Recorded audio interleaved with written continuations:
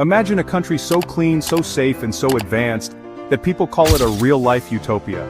Welcome to Singapore, a tiny island nation that went from poverty to prosperity in just one generation. But is Singapore really perfect, or is there a hidden price to pay for this success? In 1965, when Singapore separated from Malaysia, few believed it could survive.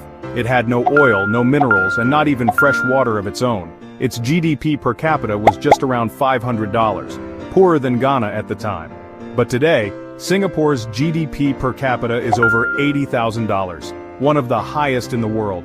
It's gone from a struggling port city to a gleaming financial hub in just one generation. This transformation is often called the Singapore miracle.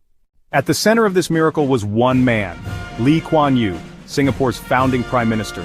He ruled for over 3 decades and believed in 2 things: discipline and meritocracy.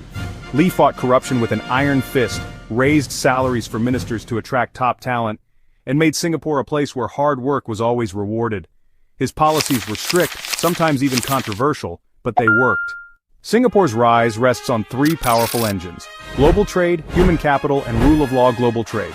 Its location at the crossroads of Asia made Singapore the perfect shipping hub. Today, it's home to one of the busiest ports and the world-famous Changi Airport, consistently ranked #1 in the world. Human capital. With no natural resources, Singapore invested heavily in education. Its students consistently top global rankings in math, science, and reading. Rule of law. Singapore has near zero corruption, strict laws, and one of the most efficient governments on earth. For citizens and visitors, Singapore feels almost unreal.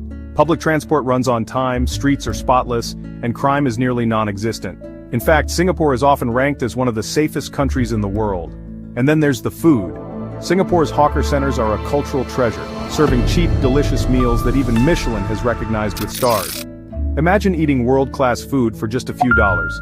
Healthcare is efficient, life expectancy is over 84 years, and Singaporeans enjoy one of the highest qualities of life anywhere. But all of this order and success comes at a price.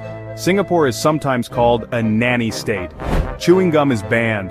Littering or vandalism can earn you massive fines, even public caning. Speech and media are carefully monitored, and political opposition is limited.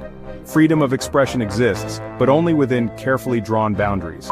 And then, there's the cost of living. Singapore regularly ranks among the most expensive cities in the world. Housing, cars, and even basic goods come at a premium. Singapore is also a fascinating social experiment. It's one of the most diverse places in Asia, with Chinese, Malays, Indians, and expatriates living together. The government actively promotes multicultural harmony, but it also tightly manages race and religion to prevent conflict. This delicate balance has kept Singapore peaceful, but it means the government plays a huge role in daily life.